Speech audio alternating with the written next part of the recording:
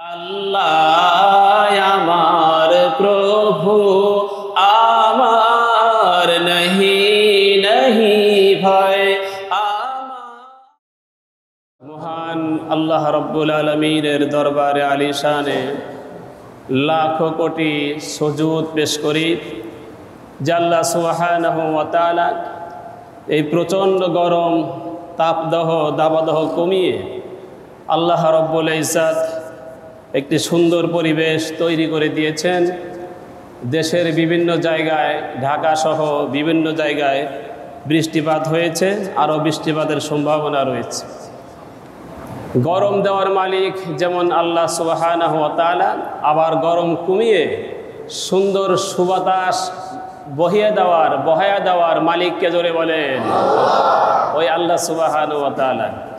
যে আল্লাহ সুবহানাহু ওয়া তাআলা সব কিছুর মালিক, আসমান জমিনের মালিক, ওই মহান রব্বে কারীমের উদ্দেশ্যে আমরা দিল থেকে জবান খুলে উচ্চ আওয়াজে বলি আলহামদুলিল্লাহ।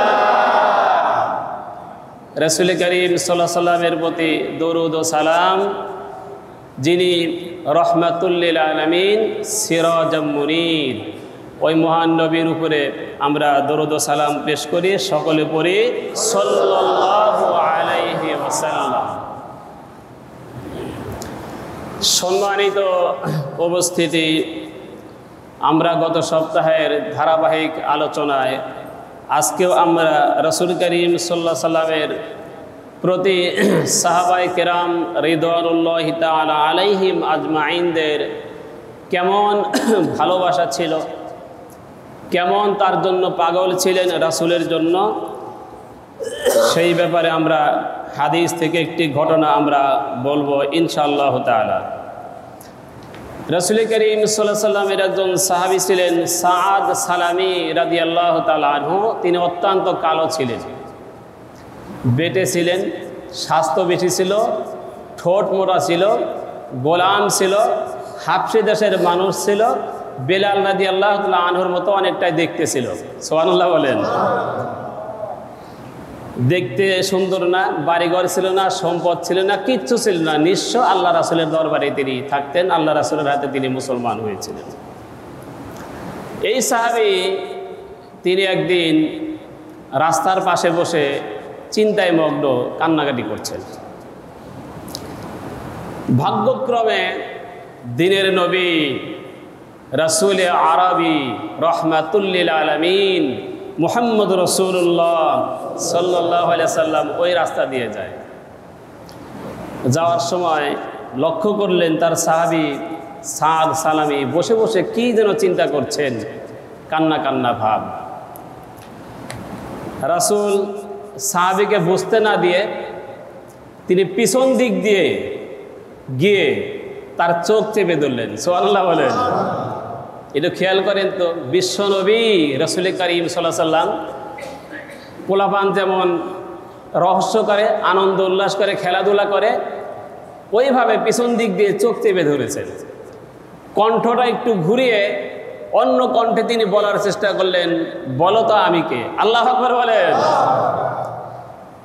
আল্লাহর নবী রাসূল করিম সাল্লাল্লাহু আলাইহি সাল্লাম যখন চোখ চেপে ধরেছেন, সাহাবী বুঝতে পারেন নাই কে আমার চোখ চেপে ধরল। রাসূল জিজ্ঞাসা করলেন, আপনি বলো তো আমি কে। সাহাবী তখনও বুঝতে পারেন নাই, যেহেতু কণ্ঠ ঘুরিয়েছেন আল্লাহ রাসূল, চোখ ছেড়ে দেন না। সাদ সালামী রাদিয়াল্লাহু তাআলা আনহু তিনি বারবার বলছেন, কে আমার চোখ চেপে ধরলেন, তাড়াতাড়ি চোখ ছাড়ুন। আপনি যদি আমার চোখকে না ছাড়ুন, আমি কিন্তু বিশ্ব নবীর কাছে আপনার ব্যাপারে আমি বিচার নালিশ করে দেব। সুবহানাল্লাহ বলেন। বিশ্ব নবীর কাছে আপনার ব্যাপারে বিচার দেব যদি আমার চোখ না ছাড়েন। চোখ ছাড়েন না। সাহাবী তখন পিছন দিক দিয়ে হাত ধরেছেন, হাত ধরে দেখেন একদম তুলার মতো নরম হাত। সুবহানাল্লাহ বলেন। মুখের মধ্যে হাত দিয়েছেন, পিছন দিক দিয়ে মুখ ধরার চেষ্টা করছেন, মুখের মধ্যে হাত স্পর্শ করার চেষ্টা করছেন। দেখতে পেলেন মুখটা ও তার গালগুলি একদম তুলতুলে নরম। এত সুন্দর গাল, এত সুন্দর মুখ। সাহাবী বুঝতে পারলেন এত সুন্দর সফট, এত সুন্দর নরম শরীর, এত সুন্দর চেহারা, ইনি আর কেউ হতে পারেন না। ইনি হচ্ছেন আল্লাহর নবী, বিশ্ব নবী মুহাম্মদ রাসূলুল্লাহ সাল্লাল্লাহু আলাইহি ওয়াসাল্লাম। তিনি বুঝতে পারলেন, শরীরের স্পর্শ করেই বুঝতে পারলেন ইনি আর কেউ নয়। সঙ্গে সঙ্গে বলেন, আপনি হচ্ছেন বিশ্বনবী। আল্লাহু আকবার বলেন। আল্লাহ রাসূল সাল্লাল্লাহু আলাইহি সাল্লাম তার চোখ ছেড়ে দিলেন। হে সাদ, তুমি কান্নাকাটি করছো কেন? চিন্তা করো কিসের জন্য? সাদ বললেন, ইয়া রাসূলুল্লাহ, আমি ইসলাম কবুল করার পরে আমি আপনার প্রত্যেকটা সুন্নতকে আমি আদায় করার চেষ্টা করেছি, চেষ্টা করে থাকি প্রত্যেকটা সুন্নত মাফিক জীবন করার জন্য। কিন্তু আমি হাফসি দেশের মানুষ, আমার বয়স এখন 35 থেকে প্রায় 40 বছরের কাছাকাছি। আমি কালো হওয়ার কারণে, হাফসি মানুষ হওয়ার কারণে, সম্পত্তি না থাকার কারণে, চেহারা সুন্দর না হওয়ার কারণে এই মদিনার, মক্কা মদিনার কোনো বাবা তার কন্যা সন্তানকে আমার সঙ্গে বিবাহ দিতে রাজি নয়। কিন্তু বিবাহ করা আপনার একটা সুন্নত, ঠিক কিনা বলেন? বিবাহ করা আপনার একটা সুন্নত। সব সুন্নত পালন করার চেষ্টা করি, কিন্তু এই সুন্নতটা এখন আমি পালন করতে পারলাম না, যেহেতু আমি কালো বলে কেউ আমার সঙ্গে তার মেয়ে বিবাহ দিতে রাজি নয়। এই জন্য আমি চিন্তা করতেছি। আল্লাহ রাসূল সাল্লাল্লাহু আলাইহি ওয়াসাল্লাম বললেন, তোমার কি কোনো মেয়ে কি পছন্দের আছে নাকি? সুবহানাল্লাহ বলেন। কেন? যদি তোমার কোনো মেয়ে পছন্দ থাকে, আমি আল্লাহর নবী, বিশ্ব নবী, তোমার সেই পছন্দের মেয়ের কাছে আমি আল্লাহর নবী প্রস্তাব পাঠিয়ে দেব। আমি নিজে প্রস্তাব পাঠাবো, বলো তোমার পছন্দের কে আছে? সাদ সালামি চিন্তা করলেন, সুযোগ একটা পাইছি। কারণ আল্লাহর নবী যদি কাউকে বিয়ের প্রস্তাব দেন, এই মক্কা মদিনার ভিতরে এমন কোন বাবা নাই, এমন কোন মায়ের সন্তান নাই আল্লাহর নবীর প্রস্তাবকে দুনিয়াতে প্রত্যাখ্যান করে, ঠিক কিনা জোরে বলে? সাদ সালামি বললেন, ইয়া রাসূলুল্লাহ, হ্যাঁ, আমার পছন্দের একজন মেয়ে আছে। তিনি হচ্ছেন মদিনার ভিতরে শিল্পপতি, সবচাইতে সুন্দর একটা মেয়ে, সুন্দর একটা মেয়ে, শিল্পপতির মেয়ে। তিনি হচ্ছেন আপনার সাহাবী আমর ইবনে আব্দুল ওহাব আল কারশি, তার কন্যা, যাকে নূরে হুরে মদিনা বলা হয়, মদিনার সুন্দরী মহিলা বলা হয়। এই মেয়েটাকে দেখি নাই, কিন্তু শুনেছি। হে আল্লাহর নবী, এই মেয়েটা আমার পছন্দ। জোরে বলেন সুবহানাল্লাহ। আর কোনো মেয়ে পাইলে না তুমি? আর কোনো মেয়ে তুমি পাইলে না? তুমি কালো মানুষ, তোমার কিচ্ছু নাই। সেই শিল্পপতির মেয়ে, মদিনার সবচেয়ে সুন্দরী মেয়ে তোমার সঙ্গে বিবাহ দেবে? ভাই, আপনি তো প্রস্তাব দিবেন। সুবহানাল্লাহ বলেন। প্রস্তাবটা তো আপনি দেবেন, আর আপনার প্রস্তাব কি প্রত্যাখ্যান করার সাহস আছে কারো? আল্লাহ নবী বললেন, সাদ, তুমি তো আমাকে বিপদের মধ্যে ফেলে দিলা। আমি প্রস্তাব দেব ঠিক আছে, তাই বলে এই শিল্পপতির মেয়েকে প্রস্তাব দেওয়া যাবে তোমার সাথে? এর কি মানায়? আপনি বললেন কেন? সুবহানাল্লাহ বলেন। আপনি বললেন কেন? তা আপনি যেহেতু প্রস্তাব দিবেন, সুযোগ যেহেতু পেয়েছি, কম দামেরটা আমি কেন গ্রহণ করবো? সুবহানাল্লাহ বলেন। কম দামের আমি কেন গ্রহণ করব? করবো তো ভালোটাই করব। ঠিক আছে, তুমি আমর ইবনে আব্দুল ওহাব আল কারশি, তার কাছে তুমি প্রস্তাব নিয়ে যাও। ভাই, আল্লাহ নবী, প্রস্তাব তো নিয়ে যাবই, প্রস্তাব দেওয়ার পরে ফিরে আসতে পারবো তো? মারটার খাবে না তো? আটকায় বাঞ্জাটা মারটা দেবে না তো? আবার প্রস্তাব তো দেবো ঠিকই। কয় না, তুমি যাও, আমি আল্লাহর নবী তোমার জন্য দোয়া করে দেব। সুবহানাল্লাহ বলেন। আমি দোয়া করে দেব, যাও তুমি। সাদ সালামি রাদিয়াল্লাহু তাআলা আনহু চলে গেল মদিনায়। ওই মেয়ের বাবার বাড়িতে, মেয়ের বাড়িতে গেটে নক করলো, আসে কই? শিল্পপতি বেরিয়ে আসেন। সত্যি সত্যি তার বাবা আমর ইবনে আব্দুল ওহাব আল কারশি রাদিয়াল্লাহু তাআলা আনহু, তিনি বের হয়ে আসলেন। কে তুমি, কি চাও? কালো হাবশি মানুষ দেখেই তিনি চমকে গেছেন, এই আবার কি? এত কালো ছিল, কিতাবের মধ্যে আসছে একদম কুচকুচে কালো। কি জন্য আসছো বলো? এখন সাহসও পায় না, কিন্তু প্রস্তাব না দিলেও তো উপায় নাই, যেহেতু প্রস্তাবটা দিয়েছেন আল্লাহর নবী, প্রস্তাব না দিয়ে বা কি করব। তিনি বললেন, খুব দুঃসাহস নিয়ে বললেন যে আমি এসেছি আল্লাহর নবীর পক্ষ থেকে। কেন এসেছো? কয় এসেছি আল্লাহর নবী আপনার কাছে পাঠিয়েছেন আপনার মেয়েকে আমার সঙ্গে বিশ্ব নবী বিবাহ দিয়ে দিয়েছে। জোরে বলে সুবহানাল্লাহ। আপনার মেয়ের সঙ্গে আমার বিবাহ দিয়েছে। এই কথা বলে তিনি দৌড় মেরে বাইরে চলে গেছে, গেটের বাইরে চলে গেছে, না জানি কি হয়। আমর ইবনে ওয়াহাব আল কারশি তিনি রাগে ক্ষোভে তিনি ফেটে পড়লেন। কয় কি, এই কালো যুবক আসছে আমার মেয়েকে বিবাহ করতে, আর এই প্রস্তাব নাকি আল্লাহ নবী দিয়েছে। তিনি বিশ্বাস করতে পারছেন না। সাদ সালামী রাদিয়াল্লাহু তাআলা আনহু কিছুক্ষণ দাঁড়িয়ে থেকে তার ভাব দেখলেন, দেখি কি করে উনি। দেখলেন যে ভাব খুব একটা ভালো না। তিনি চলে গেলেন আল্লাহ নবীর কাছে, গিয়ে কান্না শুরু করে দিলেন। কয় কান্দো কেন? কয় আল্লাহ নবী প্রস্তাব তো দিয়েছি, দিয়েই তো আমি দৌড় মেরেছি, কিন্তু তার ভাব খুব একটা ভালো মনে হলো না। তার চোখ গরম, রাগে ক্ষোভে আমার উপরে ফেটে পড়েছে। কয় তুমি বলেছো তো আমার কথা? কয় হ্যাঁ বলেছি। আমর ইবনে আব্দুল ওয়াহাব আল কারশি বাড়ির ভিতরে চলে গেলেন। ঘরের মধ্যে যাওয়ার পরে তার মেয়ে এসে বললেন, বাবা কি ব্যাপার, বাহিরে চলে গেলেন, আবার কি হলো, আবার ভিতরে আসলেন, মুখটা কালো হয়ে গেল, আপনার চোখ দেখতেছে লাল, কারণটা কি? আপনার এত রাগ কেন, কারণ কি? কয় মা তোমার শোনা দরকার নাই, যে কথা আমাকে বলেছে এটা তোমার শোনা কোনো দরকার নাই, আমি শুনেছি, আমার কাছেই থাক, তোমার কাছে বলার দরকার নাই। মেয়ে বললেন, না বাবা বলো, কে এসেছিল? আপনারা জানেন মেয়ের জন্য যদি কোনো বিবাহের প্রস্তাব আসে, সাধারণত মেয়েরা ঘরের ফাঁক দিয়ে বিভিন্ন জায়গা দিয়ে একটু শোনার চেষ্টা করে, কি কে আসলো, কি বলতেছে, শোনার চেষ্টা করে কিনা, জোরে বলে। একটু শোনার চেষ্টা করে যে কে আসলো, নতুন মানুষ।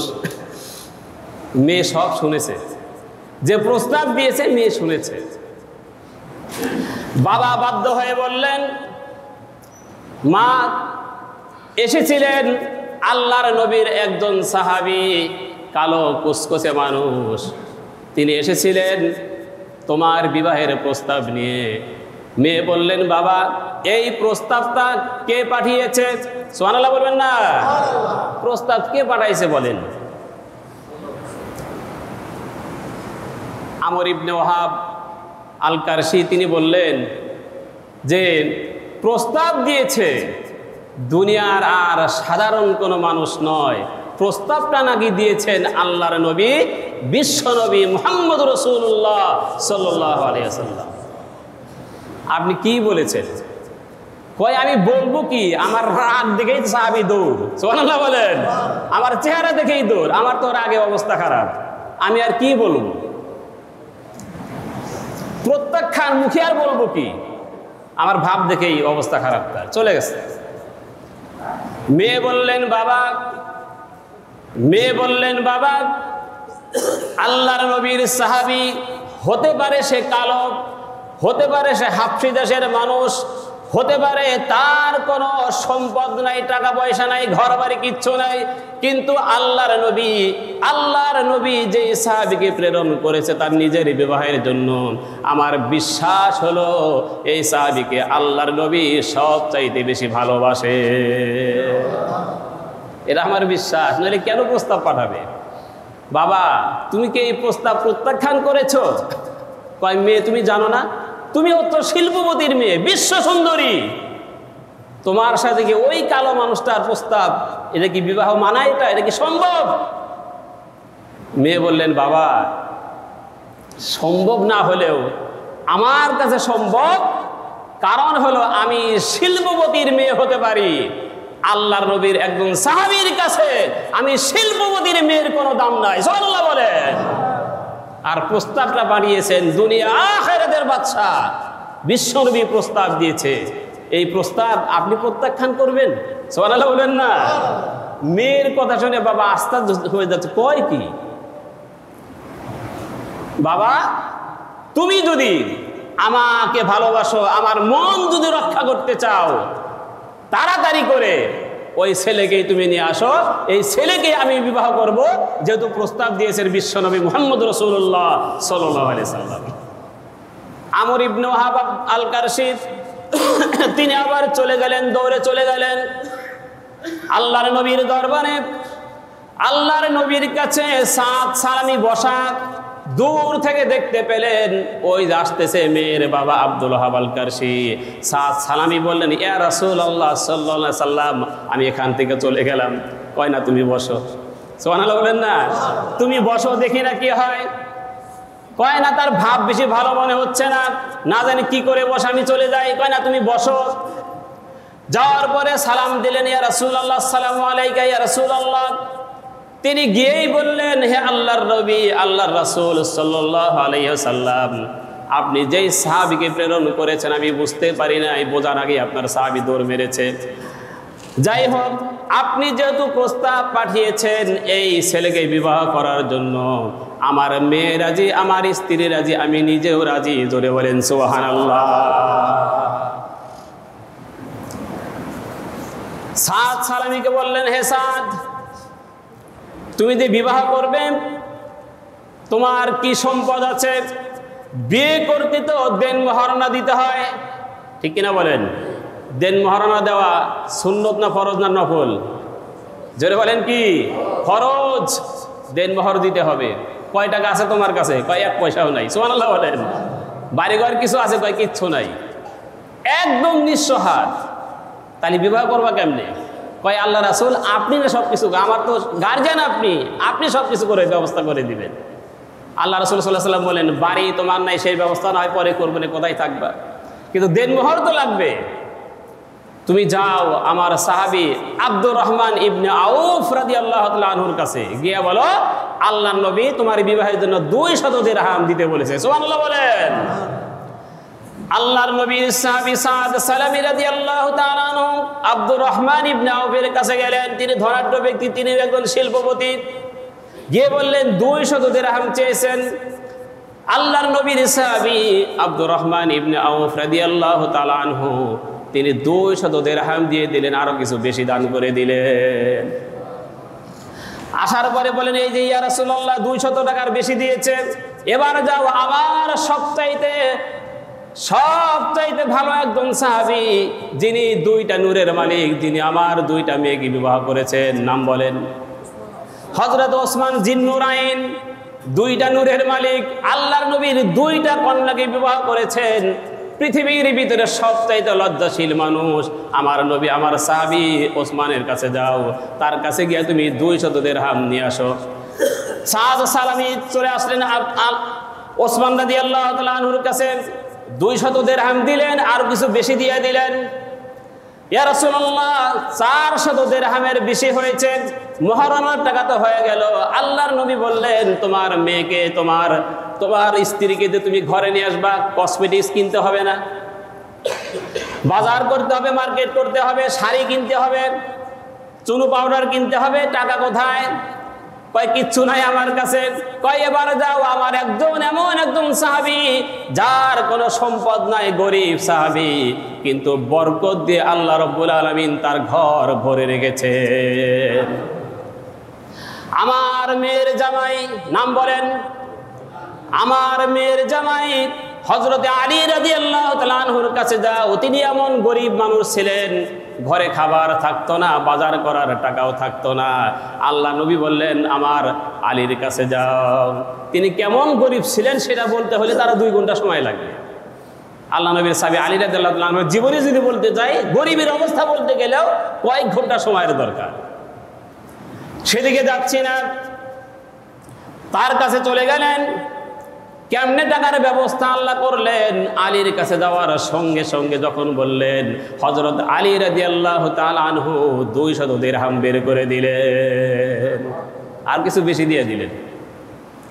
মার্কেটের টাকাও হয়ে গেল, দেনমোহরের টাকাও হয়ে গেল। বিয়ের দিন ধার্য হলো, 2-3 দিন পরেই তার বিয়ে। সাদ সালামীকে বললেন, হে সাদ, এখন তুমি যাও, এই 200 দিরহাম নিয়ে তুমি বাজারে চলে যাও, মার্কেট করে নিয়ে আসো, কসমেটিক্স কিনে নিয়ে আসো। সাদ সালামী আনন্দে উল্লাস হয়ে, আনন্দিত হয়ে তিনি মদিনার বাজারে চলে গেলেন মার্কেট করার জন্য। দেখেন কি ঘটনা। আমার ভাইরা, সাদ সালামী রাদিয়াল্লাহু তাআলা আনহু মার্কেট করতে গেলেন।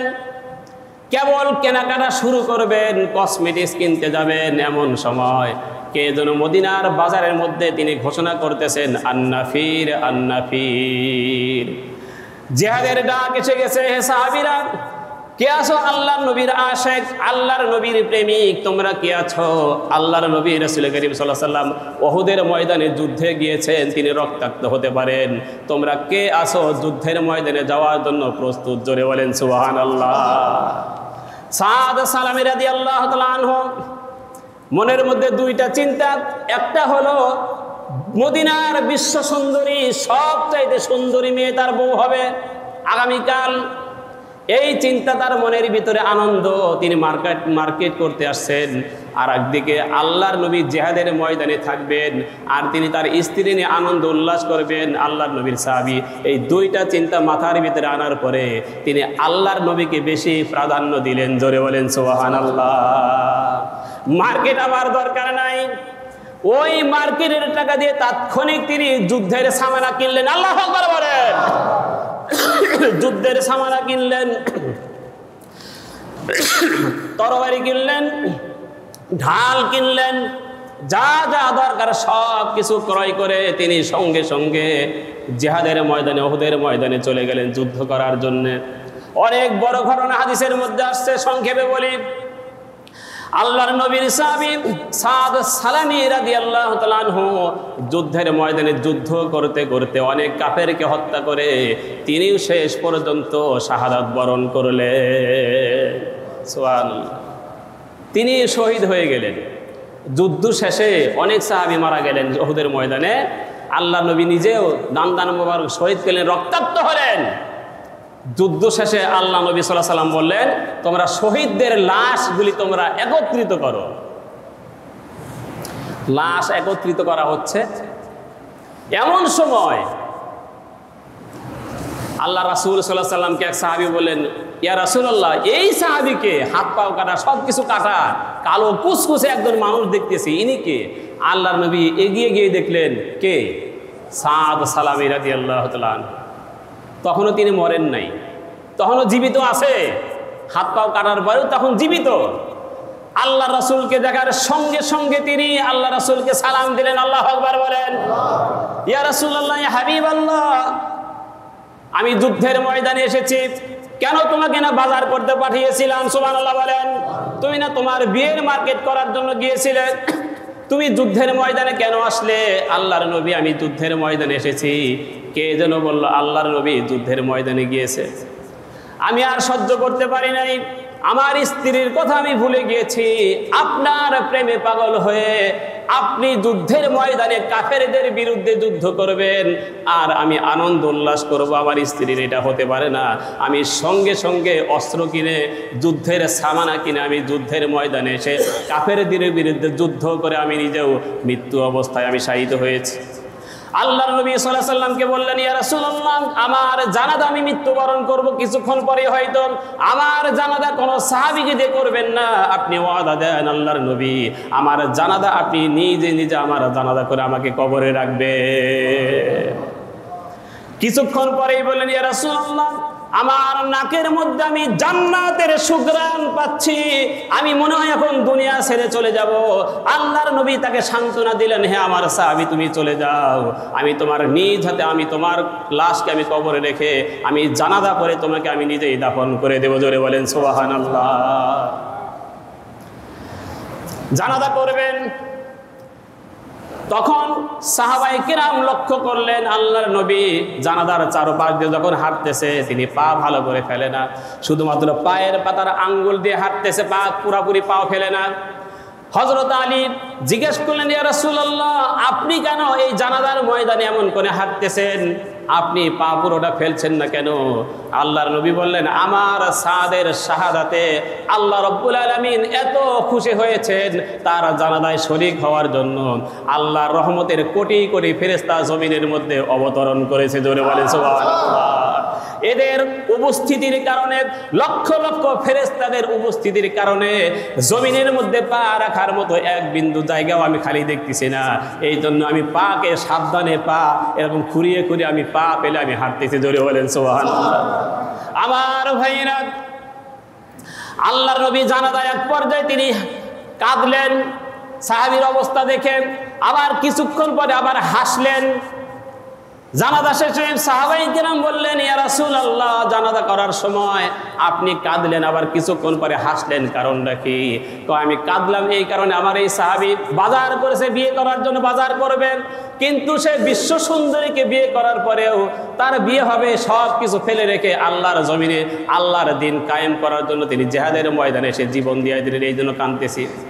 একদিকে তার জন্য দুঃখ হচ্ছে, এই জন্য কাঁদতেছি, আর একদিকে আমি হাসতেছি এই কারণে, এইটা দেখে আল্লাহর নবীর সাহাবী, আমার সাহাবী মদিনার সুন্দরী মেয়েকে বিবাহ না করে আল্লাহর জন্য, আল্লাহ রাসূলের জন্য জীবন দেওয়ার জন্য যখন রাজি হয়ে গেলেন, আল্লাহ রব্বুল আলামিন এই সাহাবীর জন্য আমি দেখতে পাচ্ছি জান্নাতের ভিতরে তার চাইতে সুন্দরী সুন্দরী হোর পরীকে মহান আল্লাহ রব্বুল আলামিন আমার সাদের সঙ্গে বিবাহ দিয়ে দিয়েছে। ধরে বলেন সুবহানাল্লাহ।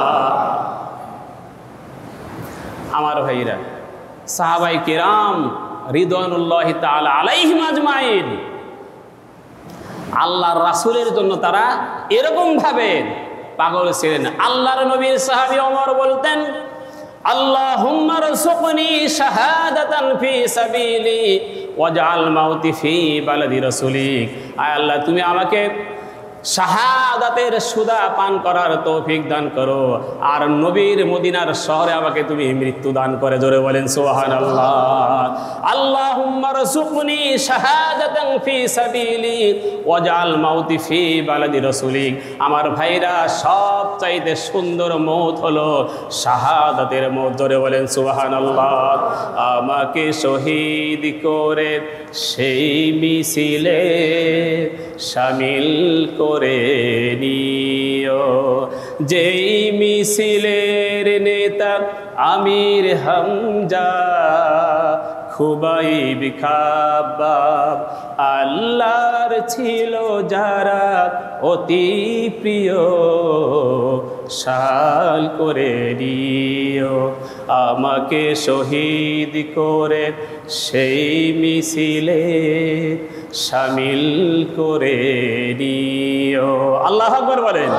আমার ভাইরা, শাহাদাতের মওত এমন একটি মওত, শ্রেষ্ঠ মওত হলো শাহাদাতের মওত। মানুষকে পিঁপড়ায় কাটলে যেমন যন্ত্রণা শাহাদাতের মওতে, আল্লাহর রাসূল বলেন এর চাইতে বেশি কিছু যন্ত্রণা নয়। সুবহানাল্লাহ। পিঁপড়ায় কাটলে যেমন কষ্ট হয়, শাহাদাতের মওত এর চাইতে বেশি কিছু নয়। শাহাদাতের মওত হলো এমন একটি মওত, একটা সেতু, একটা ব্রিজ, একটা সেতু বা ব্রিজ, ব্রিজের এপারে দুনিয়া মৃত্যুবরণ করার সঙ্গে সঙ্গে ব্রিজটা পার হলে আল্লাহ রব্বুল আলামিন মৃত্যুবরণ করার সঙ্গে সঙ্গে আল্লাহর জান্নাতে চলে যাবে। সুবহানাল্লাহ।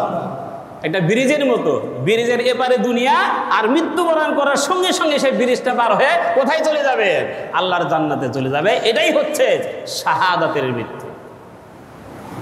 আমার ভাইরা, এই শাহাদাতের মৃত্যু সাহাবায়ে কেরাম রিদওয়ানুল্লাহি তাআলা আলাইহিম আজমাইন জীবনের ধন সম্পদ, বিবি বাল বাচ্চা সব কিছু ছেড়ে দিয়ে আল্লাহর রাসূলের জন্য তারা পাগল হয়ে, আল্লাহর নবীর জন্য, আল্লাহর কোরআনের জন্য তারা জীবন দিয়েছে উহুদের ময়দানে, যুদ্ধের ময়দানে। ঠিক কিনা জোরে বলেন? এরাই হচ্ছে আশিকে রাসূল, এদেরকেই বলা হয়। তারা জীবন দিয়ে আল্লাহ রাসূলের জন্য কি না করেছে বলেন? সব কিছু করেছে তারা আল্লাহ রাসূলের জন্য, জীবন তারা দিয়েছেন। এই জন্য আল্লাহর নবীর মুহাব্বত। এই জন্য বলা হয় লা ইউমিনু আহাদুকুম হাত্তা কুনা হাব্বা ইলাইহি মিন ওয়ালিদিহি ওয়া ওয়ালাদিহি ওয়ান নাস আজমাইন। আল্লাহ রাসূল বলেন আলা লা ঈমানা লিমান লা মুহাব্বাতা লাহ, আলা লা ঈমানা লিমান লা মুহাব্বাতা লাহ, আলা লা ঈমানা লিমান লা মুহাব্বাতা লাহ। যার অন্তর হৃদয় কলবের মধ্যে মদিনার নবীর প্রতি ভালোবাসা নাই, তার মধ্যে ঈমান নাই, তার আমলের গ্রহণতার কোনো যোগ্যতা নাই। সুতরাং যাকে ভালোবাসতে হবে, যার জন্য ফানা হয়ে যেতে হবে, তিনি মদিনার নবী, যিনি রাহাতাল আশিকিন সিরাজাম মুনির, যিনি শামসুদ্দোহা বদরুদ্দোজা নূরুল হুদা ফখরে উলা, যিনি বিশ্ব নবী, সবাই নাম বলি মুহাম্মদ রাসূলুল্লাহ সাল্লাল্লাহু আলাইহি সাল্লাম। সেই নবীর ভালোবাসার নাম সবাই জোরে সরে বলুন ঈমান। রাসূলের ভালোবাসার নাম ঈমান, রাসূলের প্রেম হচ্ছে ঈমান, রাসূলের ভালোবাসার নাম হচ্ছে ঈমান। সেই ঈমান যদি আমরা গ্রহণ করতে চাই, রাসূলের প্রেম, রাসূলের মুহাব্বত, রাসূলের ভালোবাসা, রাসূলের সুন্নাহ, রাসূলের ইত্তেবা করা দরকার আছে না নাই? জোরে বলেন, আর জোরে বলেন আছে না নাই? সুতরাং কোথাও যদি আল্লাহর রাসূলের জন্য যদি জীবন দিতে হয়, বাংলাদেশের মুসলমান, ডান্ডাপাড়ার মুসলমান, সাভারের মুসলমান, আপনাদেরকে বলি আল্লাহর নবীর জন্য জীবন দিতে হলে আপনারা কি রাসূলের জন্য জীবন দেওয়ার জন্য প্রস্তুত আছেন? আল্লাহ সুবহানাহু ওয়া তাআলা আমাদের প্রত্যেককে রাসূলের প্রেম, রাসূলের ভালোবাসা আমাদের অন্তরের মধ্যে জাগ্রত করার তৌফিক দান করে দিন। সকলে বলি আমিন। হাযা মা ইনদি ওয়াল ইলমু ইনদাল্লাহি আলাইহি তাওয়াক্কালতু ওয়া ইলাইহি মুনীব। আসসালামু আলাইকুম ওয়া রাহমাতুল্লাহি ওয়া